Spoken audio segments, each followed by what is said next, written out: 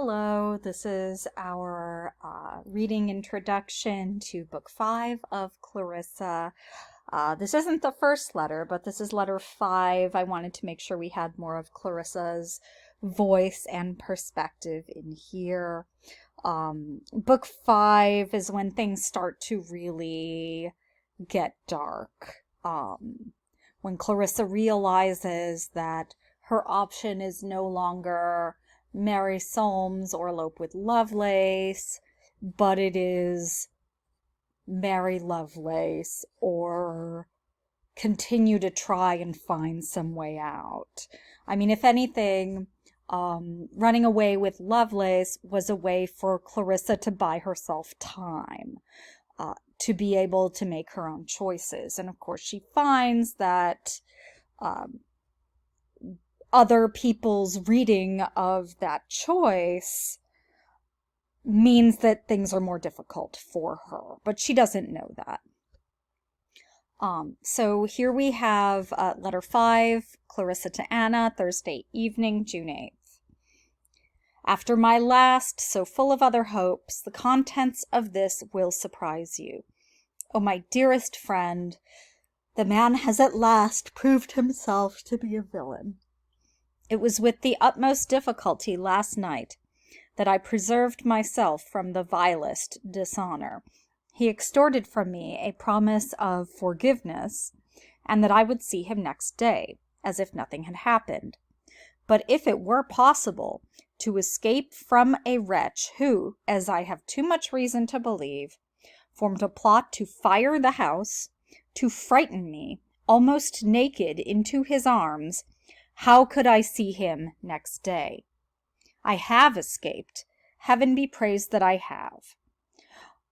So just to pause quickly, that scene of fire is agonizing because Lovelace is incredibly excited to be brought close to Clarissa in this way, and Clarissa is horrified. So much of this novel, indeed, is about how poorly timed and plotted and restrictive all of Lovelace's actions toward Clarissa are. It's poorly thought out that his main concern is his desire for her and not, oh, it's so nice that you are safe. I'm so sorry. I know this is inappropriate. Instead, it's, oh, I'm so excited. We're finally getting closer to what I want. Everything is judged and evaluated in terms of its proximity to what Lovelace wants. And it creates this oppressive and controlling environment that eventually prevents Clarissa from being able to move. And so she can escape, but you can't escape societal judgment and reputation. I have no other concern, I'm getting back to this third paragraph here, than that I fly from the only hope that could have made such a husband tolerable to me, the reconciliation with my friends, so agreeably undertaken by my uncle. See, I mean, she wanted to try and make it work. It didn't work, but she really did try. And his inability to connect to her, we looked at this last time in terms of our unpaired minds. She recognizes it, she sees it, and she cannot do it. All my present hope is to find some reputable family or person of my own sex who is obliged to go beyond sea, or who lives abroad, I care not whither, but if I might choose, in some one of our American colonies, never to be heard of more by my relations whom I have so grievously offended. I wanted to make sure I pointed to this because one of the criticisms that some women characters in 18th century novels receive is, well, why don't you just leave? She's always trying to leave. She's trying to leave while at the same time trying to do the right thing. And I think, and trying to maintain some kind of moral integrity. I mean, if she wanted to like go to a tavern and find a pirate ship captain and see if he could take her along on a journey to the West Indies. I mean, maybe that would happen and she could leave, but this is not a person who can do that. I don't think she would even know how to start. So Clarissa in her current state, finds herself being able to think of ways out that she is unable to follow through on and find solutions to. Nor let your generous heart be moved at what I write, if I can escape the dreadfulest part of my father's malediction, for the temporary part is already in a manner fulfilled, which makes me tremble in apprehension of the other. I shall think the wreck of my worldly fortunes a happy composition. At some point, it's about clearing your head and getting some space and being able to make your own choices. And that's, we don't necessarily think about mid-century American, or mid-century British novel heroines as some kind of American dreamers. But she certainly shares that desire for self-determination that is constantly thwarted by others. Neither is there the need of the renewal of your so often tendered goodness to me, for I have with me rings and other valuables that were sent me with my clothes, which will turn into money to answer all I can want, till Providence shall be pleased to put me in some way to help myself, if, for my further punishment, my life is to be lengthened beyond my wishes. Well, that's a phrase. So, she does know that she owns valuable things, that she can sell them, that she can keep going for a little while longer. But the second part, till Providence shall be pleased to put me into some way to help myself. So she's hoping that there is a sign that she will be able to do something. I don't know what. It seems like she would maybe be put in a governess position. But in general, for women, and this novel shows what a problem this was, you get married, or there were also the options of sex work and being a servant. But for someone in Clarissa's station, it would be very unusual for those to be things she would choose personally. So it's, so I'm not sure what she thinks Providence is going to deliver her. But there's that sort of the end clause there, for my further punishment, my life is to be lengthened beyond my wishes. Her thought is, I don't really want to live very long in this state. She does not seem to will it here.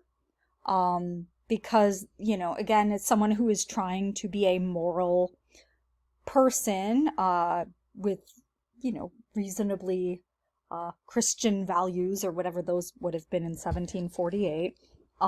She can't think of herself jumping off a bridge or anything. However, she sees herself kind of at the end of things. She's trying to rely on her family to take her back. And it is, I would not say as bad, but it is very bad that her family judges her and treats her in this way, especially when, this is partly their doing. They want her to marry someone terrible. Maybe their egos are hurt, but this level of offense for who is essentially a young and relatively innocent and reasonably intelligent girl, just throwing her away seems like another ego-driven choice at this point, which is shocking because this is a person's life. So, impute not this scheme, my beloved friend, either to dejection on one hand, so she knows she's sad, but she says, don't think about this because I'm sad, or to that romantic turn on the other. I'm not just throwing down the drama, which we have supposed generally to obtain with our sex from 15 to 22. For be pleased to consider my unhappy situation in the light in which it really must appear to every considerate person who knows it. In the first place, the man who has had the assurance to think me and to endeavor to make me his property will hunt me from place to place and search after me as a stray, and he knows he may do so with impunity. For whom have I to protect me from him?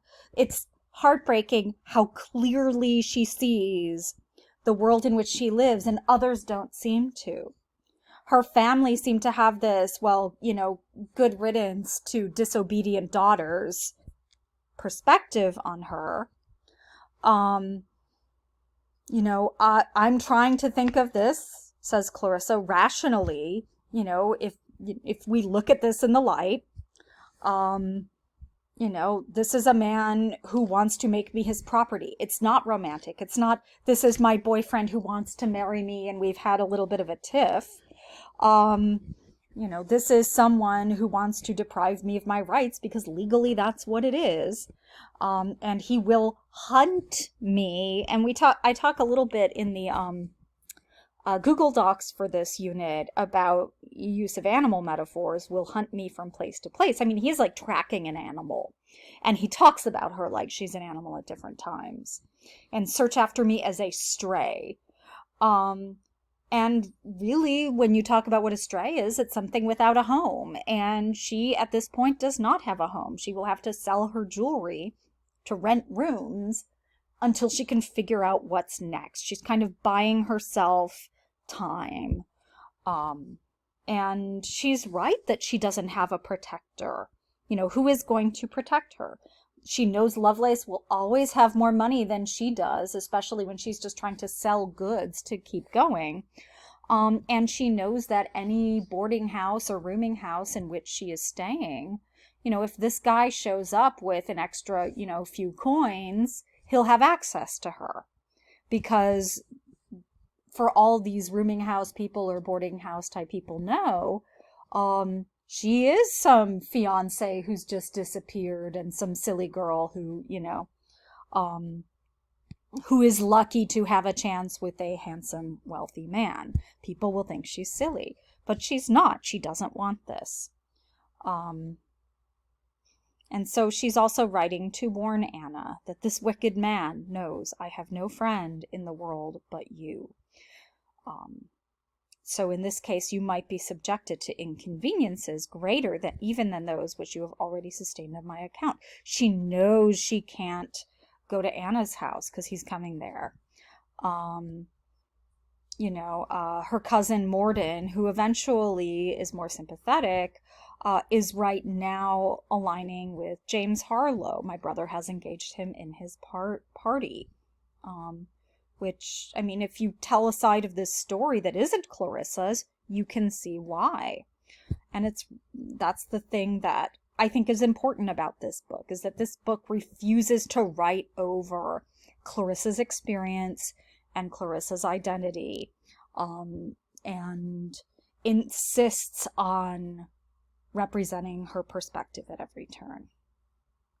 So, we will pick up in a little bit.